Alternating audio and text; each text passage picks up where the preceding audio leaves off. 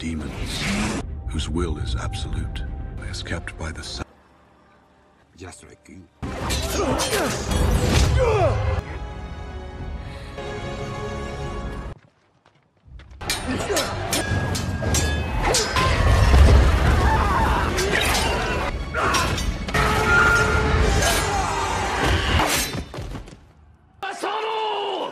Bismillahirrahmanirrahim. Assalamualaikum warahmatullahi wabarakatuh. Halo para pelonger di dunia nyata maupun di dunia maya. Gimana kabarnya? Sehat walafiat, banyak rezeki, barokah terutama. Itu yang saya doakan bagi semua pelonger. Kembali bersama M76 Cinema yang selalu bersemangat merekap film untuk para pelonger semua.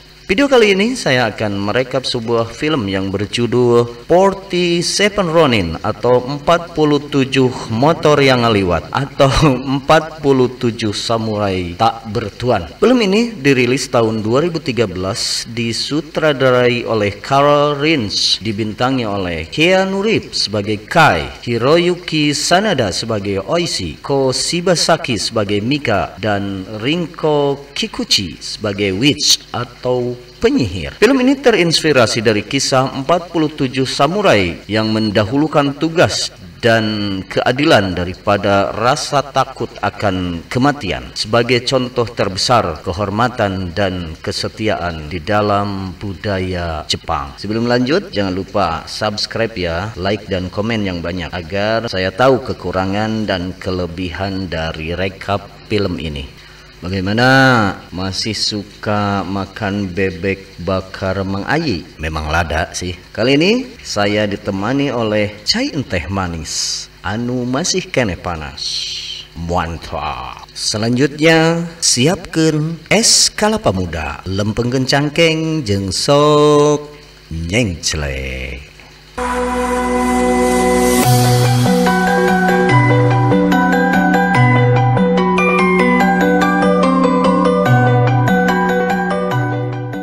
Diawali di sebuah hutan, seorang anak laki-laki berlari karena ketakutan lalu tikusruk karena susuka dan ditemukan oleh sekelompok samurai yang dipimpin oleh Tuan Asano selaku pemimpin provinsi Ako, kemudian dibawa pulang. Tuan Asano melihat sesuatu yang berbeda pada diri anak tersebut. Begitupun Mika, putri dari Tuan Asano. Dan Tuan Asano mengizinkan anak tersebut untuk hidup bersama mereka dan anak tersebut dilani Kai. Para samurai percaya bahwa Kai akan membawa malapetaka ke tanah mereka karena mereka percaya bahwa Kai adalah manusia campuran. Meski Kai dianggap sebagai orang buangan, dia bertekad membalas cinta yang dia terima dari Mika dan ayahnya, apapun resikonya. Began with a boy, who was a changeling, no demons of the forest.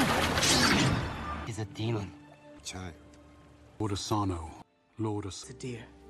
a samurai born to repay the love he received. Suatu hari ketika berburu di hutan, pasukan samurai Tuan Asano akan menangkap seekor binatang yang aneh, mungkin hasil perkawinan lebih dari satu binatang. Tiba-tiba binatang itu datang menubruk Tuan Asano sampai ngajongkenang dari atas kuda, dan motor pun ngaliwat deui. Dan di sana terdapat binatang yang lain, yaitu seekor rubah yang mempunyai motor yang ngaliwat tarik, yang mempunyai bola mata yang berbeda warna. Dan perburuan terus dilakukan sampai akhirnya makhluk tersebut dapat dibunuh oleh Kai. Namun Yasuno, salah seorang samurai yang diselamatkan oleh Kai, tidak terima atas kejadian tersebut. Dan Tuan Asano menyangka bahwa binatang tersebut dibunuh oleh Yasuno dan tanduk binatang itu dipotong oleh pedang Oishi dan akan dijadikan persembahan kepada Shogun Tokugawa. Dan rubah yang tadi menampakkan diri datang kembali kepada Kai yang selanjutnya lari dan menghilang.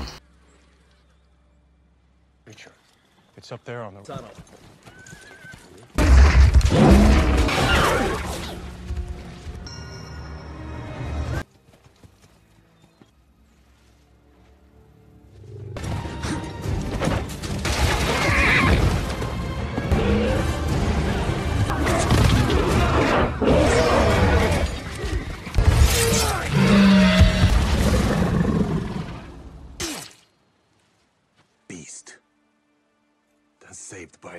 owes you a great debt, Yasuno.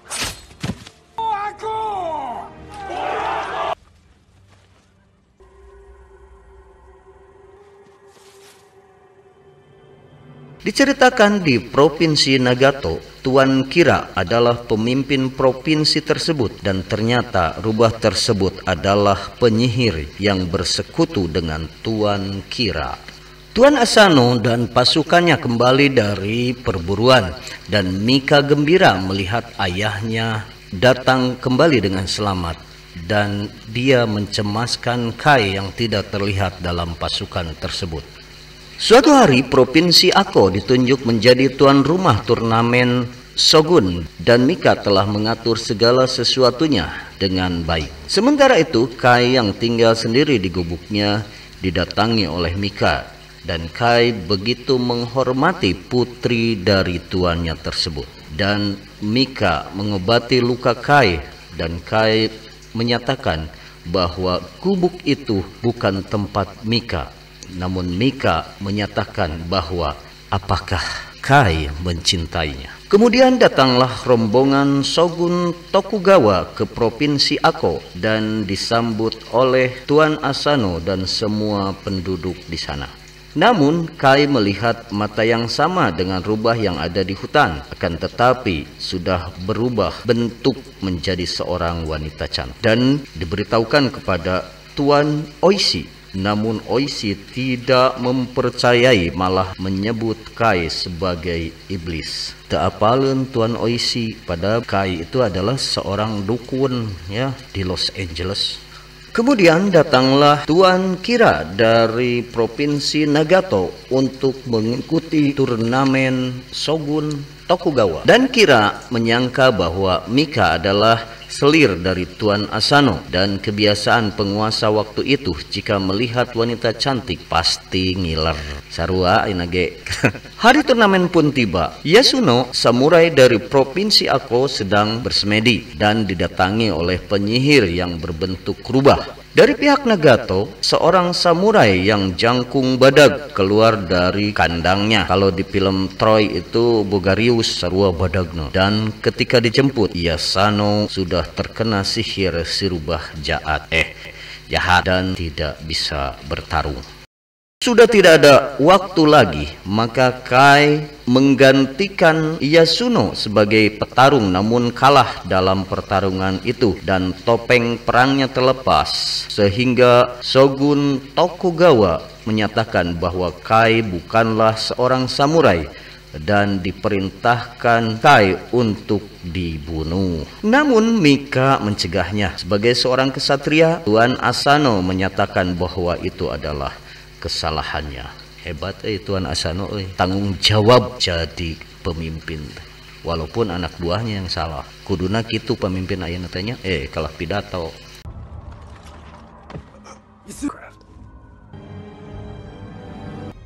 You a fighter?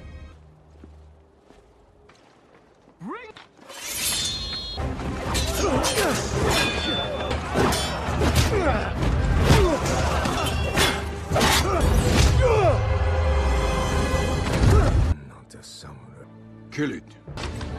Dan Kai pun dihukum dengan dipukuli memakai tongkat oleh beberapa orang samurai. Namun Mang Baso menolong Kai dengan memukul Kai sampai pingsan. Karena kejadian tersebut, pikiran Tuan Asano menjadi kacau dan dimanfaatkan oleh penyihir untuk mencelakai Tuan Asano dan dikirimlah lancah untuk menyihirnya. Selagi tidur, lancah tersebut dikirimkan oleh penyihir. Jeung penyihir loba gaya, maka jeung kukurilingan heula langsung we atuh siga keur tiktokan. Motor ngaliwat deui. Bukannya menjadi Spider-Man, Tuan Asano malah berhalu bahwa Mika anaknya akan diperkosa oleh Tuan Kira dan Tuan Asano menyabetkan samurainya di punggung Tuan Kira dan rencana penyihir pun terjadi. Shogun Tokugawa menghukum Tuan Asano untuk melakukan seppuku atau bunuh diri. Oishi melarangnya, namun Asano menyatakan bahwa hal tersebut untuk mempertahankan kehormatan diri dan desanya. Keesokan harinya, Tuan Asano dengan penuh tanggung jawab siap melakukan seppuku, yaitu bunuh diri sebagai tanda kehormatan, dan Oishi membantu dengan memenggal kepala Asano. Buing, anak buah memenggal kepala dunungan.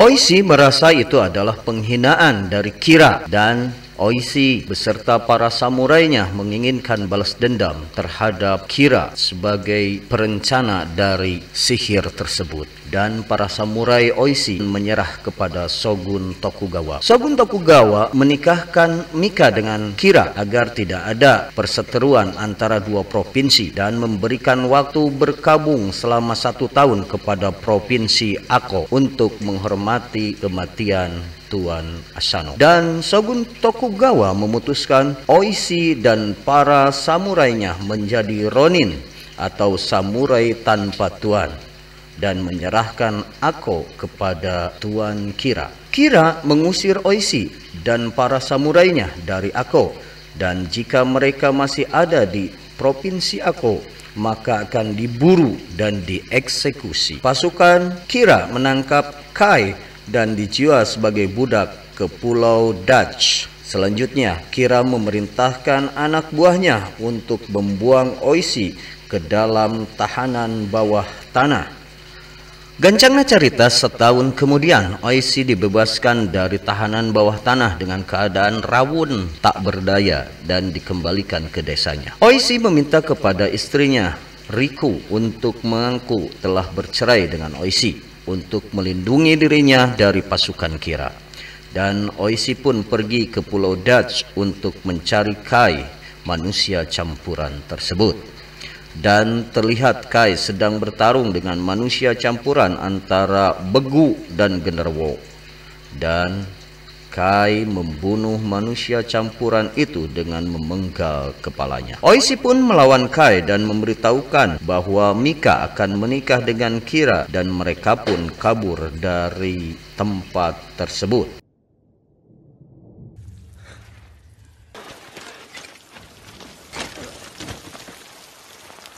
They have all left. Took him to the world to believe you've divorced him. The wife of a samurai. To meet me at the Black Lake in a week.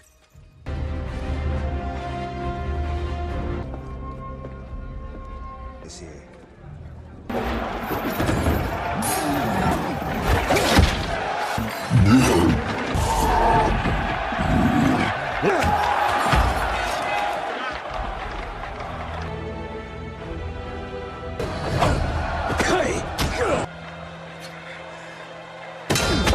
It's me! Help! We'll marry Mika. We must stop him.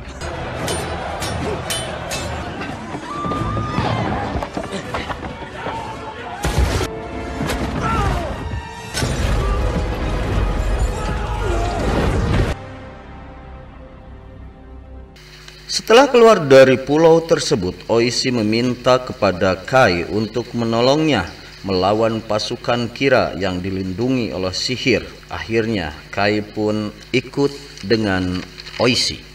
Diceritakan Kira sedang berlatih pedang, dan datanglah prajuritnya memberitahukan bahwa Kai kabur bersama seorang samurai, lalu memerintahkan penyihirnya untuk mencari Oishi. Scene pun berpindah. Oishi dan Kai telah sampai di Danau Hitam untuk menemui para samurai yang tersisa. Dan kita lihat seorang ibu-ibu sedang mandi di sungai Tapi ternyata itu Mang Baso, bukan ibu-ibu. Salah beda tukang naong. Dan di sana Oishi mengajak para samurainya untuk melawan pasukan Kira dan merencanakan penyerangan. Motor deui, loba motor poe ayeuna ya. Dan Yasuno yang masih dendam kepada Kai menyatakan kenapa Kai bersama Oishi, namun Oishi menyatakan bahwa dia yang mengajak Kai. Selanjutnya mereka pergi ke desa Netsu, yaitu desa para pembuat pedang.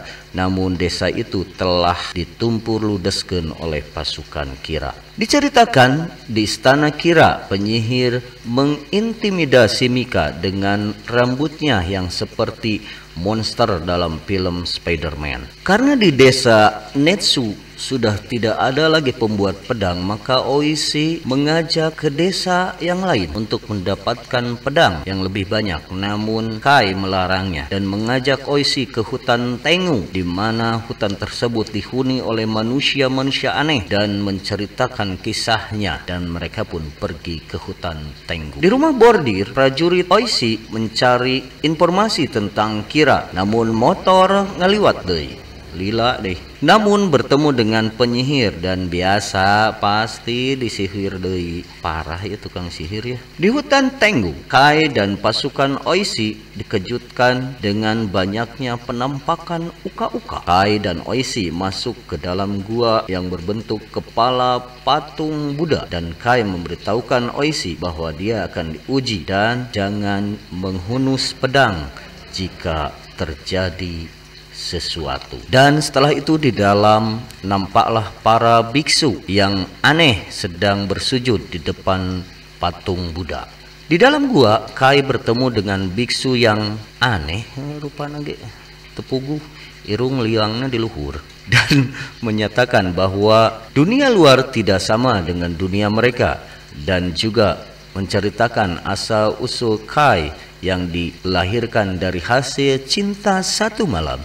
Cinta satu malam, oh indahnya. Dia lahir dari seorang nelayan Inggris dan wanita petani, dan setelah dilahirkan Kai dibuang ke hutan Tengu karena tidak diharapkan untuk hidup. Tega eta indung secara kernyeunan pika teu di baju-baju acan. Di lain tempat, Oishi dikejutkan oleh para prajuritnya yang sudah ada di ruangan tersebut, dan mereka dibantai oleh para biksu. Namun itu hanya ujian, dan beruntung Oishi tidak menghunus pedangnya dan selamat. Maka pedang pun bisa didapat dengan keistimewaan yang luar biasa.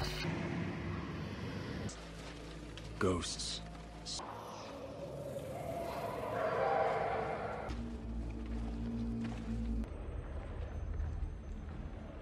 Whatever you see, don't draw your weapon. Terrified boy returns as a man, forged to defend us against the hatred of... Draw your sword. Take the blade, Kai, if you can.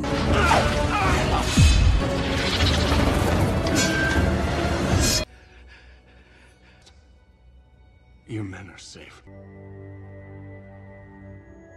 Setelah keluar dari gua tersebut, Mang Baso menanyakan keistimewaan pedang tersebut, dan Kai memberitahukannya, dan sekali menggoreskannya maka batang kayu pun putus, dan Mang Baso pun nurutan, tapi kalah siga ngaragaji. Selanjutnya para samurai yang masih hidup berkumpul di tempat yang sudah ditentukan, dan datanglah Isogi yang sudah disihir dan memberitahukan bahwa Kira akan berdoa malam itu di makam leluhurnya, dan disusunlah strategi untuk menyerang. Di lain tempat, Kira akan berangkat ke makam leluhurnya, dan di sana terlihat Mika yang didamping oleh banyak jengkelin halus-halusna. Gancangna cerita, Oishi dan balad-baladna sudah siap menyerang. Namun apa yang terjadi? Isogi sadar dari sihirnya, dan ternyata itu adalah sebuah jebakan, dan banyak teman Oishi terbunuh, termasuk Mang Baso yang terkena anak panah. Penyihir menyangka bahwa Oishi telah tewas karena ditemukan pedang Oishi dan diserahkan kepada Kira. Penyihir pun memberitahukan Mika bahwa Kai sudah tewas dalam jebakan tersebut dan penyihir menyimpan katana atau pedang pendek untuk Mika supaya motor ngaliwat, supaya Mika bunuh diri. Kemudian Oishi dan pasukannya kembali dan Mang Baso ripuh karena terluka parah, dan Mang Baso ngaku kepada Kai bahwa Mang Baso suka maledau Kai di hutan ketika mereka masih kecil. Take care, Azama.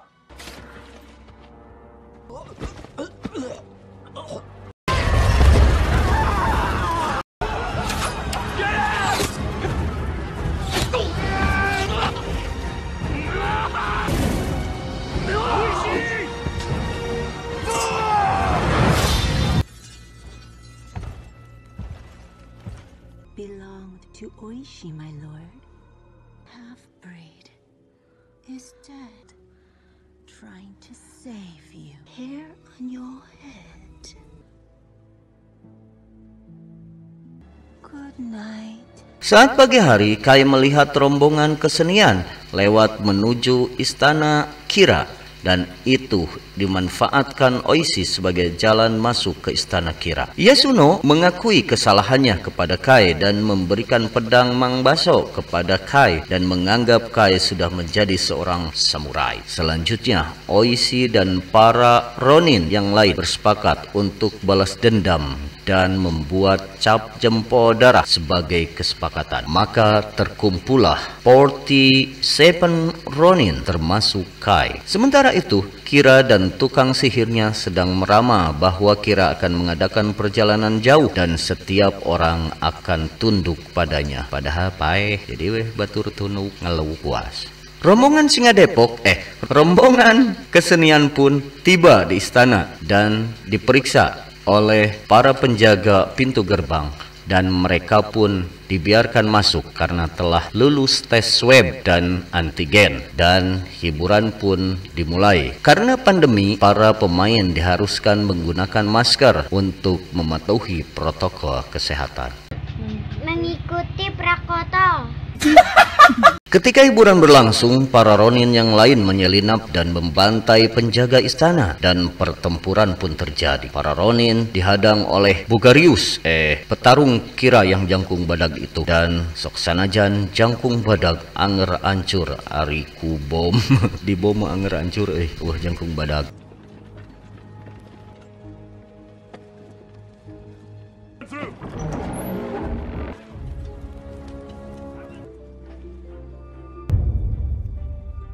Kira, we are proud to present.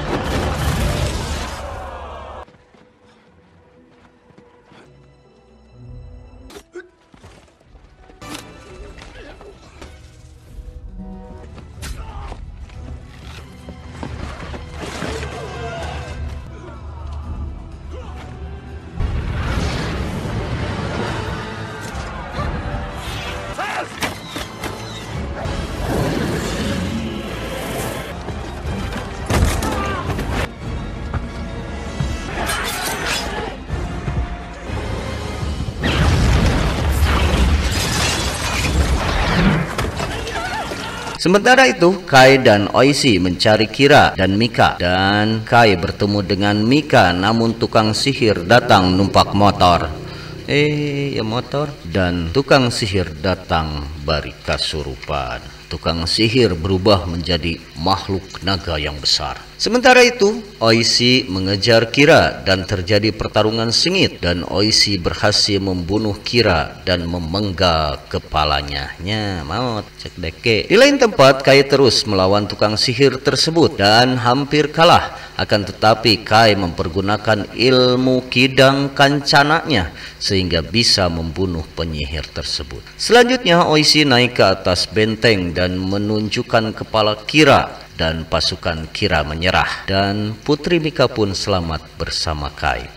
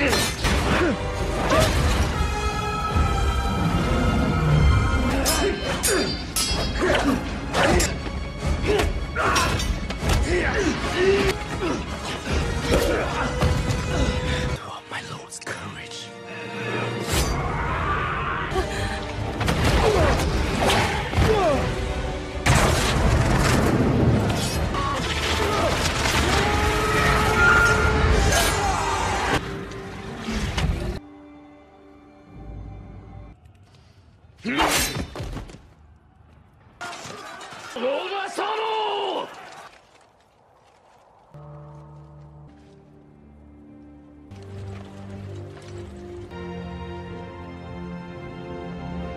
depan pusara Tuan Asano, Oishi menyatakan bahwa dendam Asano telah terbalaskan.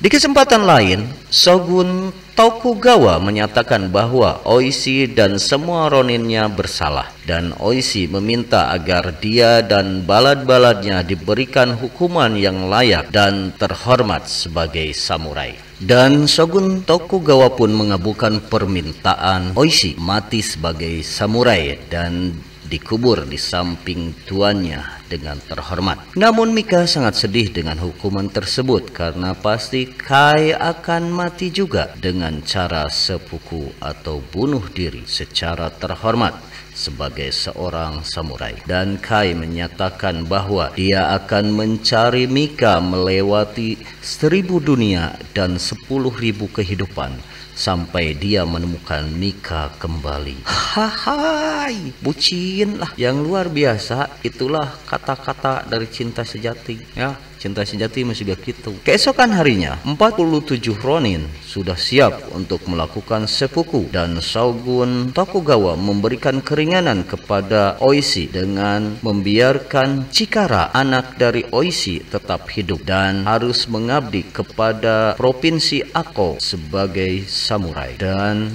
seppuku pun dilakukan. Dengan berderai air mata, Mika menyaksikan Kai melakukan seppuku dan film pun tamat. Ending yang menyedihkan. Hikmah yang bisa diambil dari film ini adalah setiap manusia dilahirkan sama walaupun dari orang yang tidak berdaya. Keyakinan yang salah membuat orang menjadi tidak berpikir jernih. Balas dendam bukanlah akhir dari sebuah masalah dan tetap akan menelan korban. Cinta membuat orang menjadi kuat ataupun lemah, dan keserakahan menjadikan diri tidak punya harga sama sekali. Kehormatan dan kesetiaan adalah energi untuk meraih kejayaan. Terima kasih para pelonggar yang telah menonton rekap film ini, dan sekali lagi jangan lupa like komennya dan subscribe. Jangan lupa, itu tenaga atau energi untuk saya meraih kejayaan. Sekian, wassalamualaikum warahmatullahi wabarakatuh. Mitra Ninja Express, Ranca Kasumba, Solokan, Jaru.